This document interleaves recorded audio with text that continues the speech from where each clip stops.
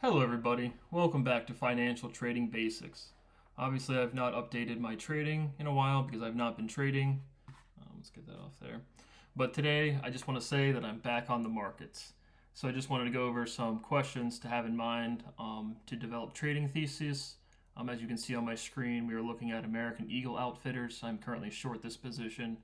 Obviously, this is not a live stream. But again, just talking through my setup a little bit first and then going through the questions, not answering them, just posing open questions to try and get ideas in my head to maybe do some trading. So the first kind of thing I want to say is what is my motivations outside of the market? Why am I trading? I don't really have any. At this point, I'm just trying to execute good trades. I have enough fixed income where I'm just kind of chilling. I don't really have any goals I want. I'm not trying to buy property or make big purchases, tens of thousands, hundreds of thousands, or more. So I'm just trying to line up good trades, explore new opportunities, new ideas, and just learn. So that's what I'll be covering.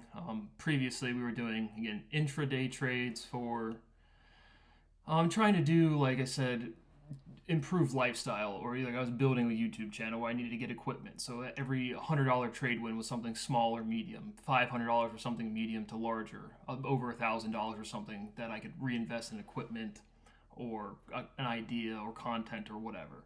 But now I have enough money on fixed income where all of my basics are covered. That money's not going to move.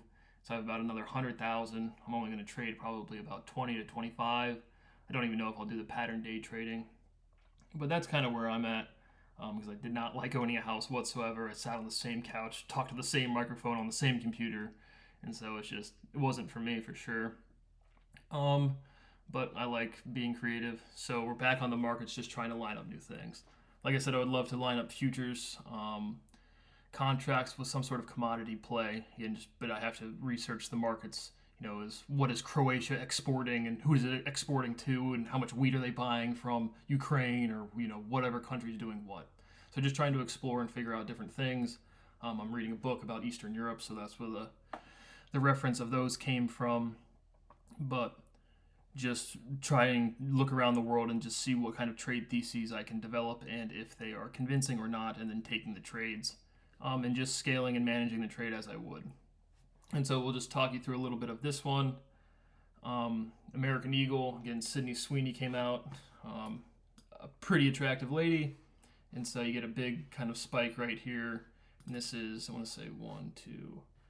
So today is the 9th, as you can tell. So 1, 2, 3. And so that was after market 3 trading sessions ago.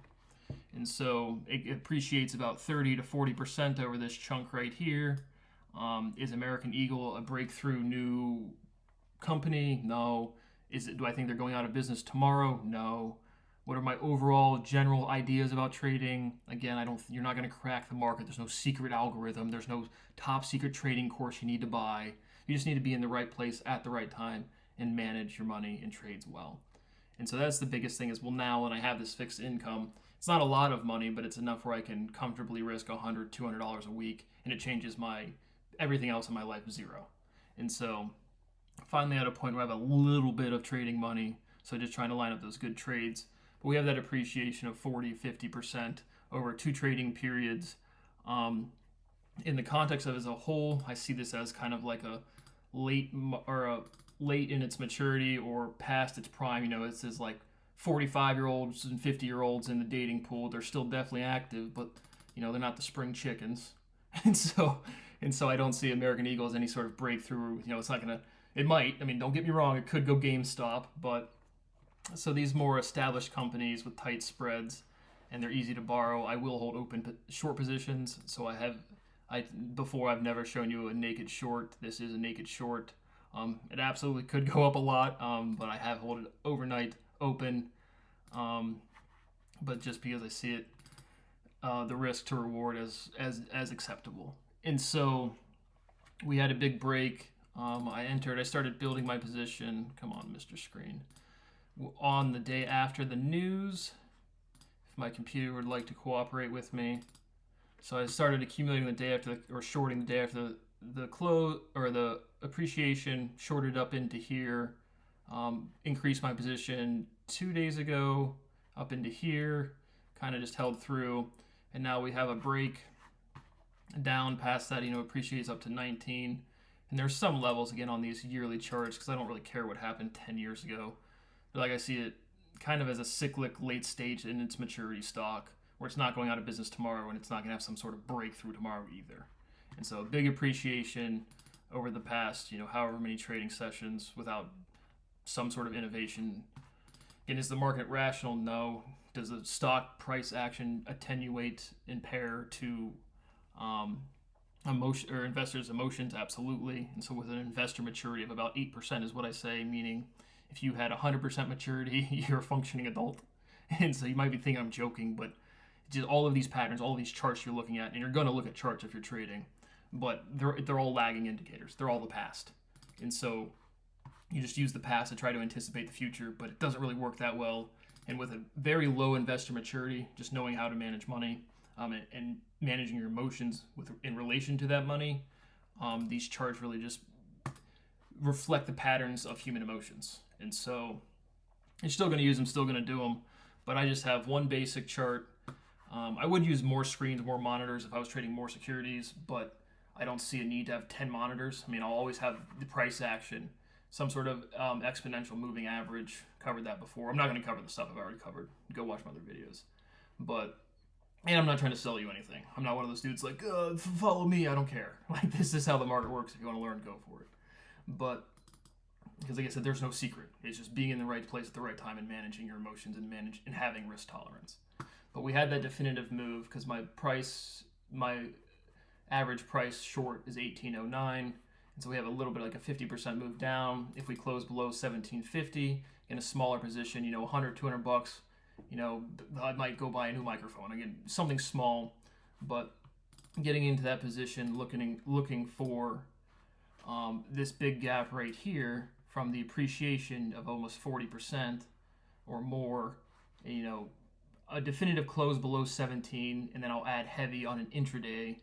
So I'm back weighted by this 200, probably short 1,000 shares intraday, trying to get from 1650 to 1550, and so my risk tolerance being about $200. Again, I can risk about $100 a week. This is a swing trade, so time frame looking about 1 to 3 weeks. So anywhere between $100 and $300 is my risk tolerance where I can never think about it again, don't care at all, lose my money, so be it, whatever.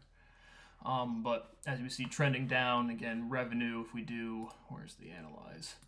But you should just be able to be good at getting a general overview very quickly. I've looked at so many balance sheets at this point, but you just see revenue going down, net income going down, earnings per share going down, dividends per share going up. An extremely kind of transient social media thing with Sydney Sweeney. And believe it or not, having attractive people market products is nothing new. So, hot girl with product, people buy it, sure. Is it something revolutionary? No. And so I just see this as a good swing trade to the short. Obviously, you have infinite increase potential. You have definitive limited downside potential, but with a lower investor maturity and the price, or lower investor maturity, you're going to have, I forget what I was going to say. But the market is the market. It's going to be very volatile, and the more immature the investor base, the more volatility it's going to be, or the volatility that's going to be present. And so we're just kind of trying to play those. We wait for the volatility to happen. I'm not developing some breakthrough thesis, and nobody really does, or do you need to? Right? If you're just on stocktwits.com or some forum website and someone says, go buy this stock, and you do, and it goes up, you still make the money just the same. And so really the basis for all of this trading is risk tolerance. If you can have X amount of dollars and lose it and not care, there is no reason not to try to do this stuff. But we did have a nice little break on this intraday, coming down, holding short, and I'll manage it from here. But this went on a little longer than I thought it would be, so I'll just do my breakdown here and then go through the questions next episode. But this is my setup, like I said. One, exponential. This is the adaptive. Not even sure, as opposed to I used to use the exponential moving average. Couldn't even find it in the studies. Don't really care. It doesn't matter. It just aggregates the volume and price action. In the previous, you can set your parameters. If my computer wants to work, and you can see this upper bound. Where's the upper bound? Oh, that's on the View app. You can just set your parameters for how much do you want the formula to accumulate for the last two, or for, again, that was for the exponential. This is adaptive. I don't even know literally what the adaptive is, but it's an exponential moving average. What's an adaptive moving average? Who knows what that means? But the point being is it's close enough. It shows you when momentum's really picking up in relation to the volume bars on the bottom of your screen. And so that's all I do is look for discrepancy from a moving average on the volume weighted average price. And when it's way above that, short it. When it's way below that, go long. Like, for example, Lululemon, they came out and got absolutely destroyed on their earnings. And so on this day right here, I would have gone long because I'll, again, covered in previous episodes, but looking for relief rallies after, because the big movements happen after the market, pre-market, post-market, or at least that's when the news drops. And so I would have gone long there. That would have been a very good intraday. I don't have the intraday pulled up. I don't really want to look at it. But so that's what we're doing. But I'm trying to get into commodities or futures. I just have to sit around and how do I get trade? Again, I just watch CNBC, look at the forums, just absorb as much knowledge as I can or as much data as I can, and then create a thesis off of that. So volume weighted average price is the purple line you see on your screen. Adaptive moving average is the blue line you see on your screen. Always have a price action chart. Down here is your level 2s. You see your market makers, what prices and bid size they're putting in. I don't really see that as that useful. I mean, I obviously look at it, but this is the ask side. And there's your spread, 1758 to 1757. So it's a tight spread with a good, expecting a movement of, $2 to $3 to the downside. And, on a 1,000 share spread or on a 1,000 share lot, that's, $1,000 per dollar change of the share price. If we go from $17 to $16 over 1,000 shares, you make $1 a share, you make $1,000. And so, again, like I said, I don't really have any financial goals. I'm just trying to make good trades. I'm trying to clear percentages of, 25% plus over a week, 2 weeks, 3 weeks, whatever. Watch list, nothing surprising there. The volatility is going to come from whatever people is trading. Again, I watch for the volatility. Again, we'll try to pick out one of these stocks that's going to collapse or do this or do that. But if there's a security that's not moving, you're not going to have potential to make money.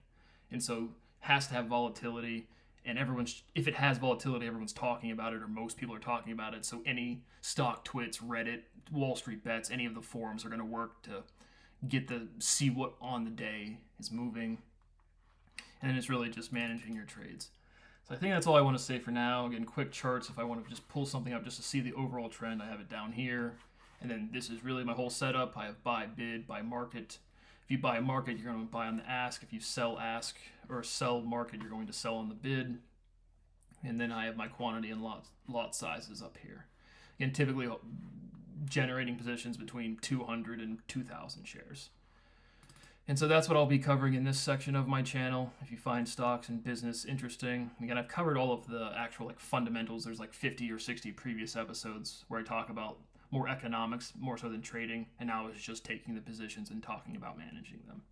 So I perceive that or expect to be holding American Eagle short, looking to get, hopefully, again, if the trades have to happen, meaning the market is independent of me, but looking for a profit range to take profit between this 15.5 and 16.5 after a definitive close below this kind of 18-ish level, more so 17.75. But again, the pivot points, they're never exact, and so it's just doesn't really matter. Well, it does, but it's all trailing indicators. So that's what I'm going here. I want to show you this trade, and then I'll go through my questions on the next episode.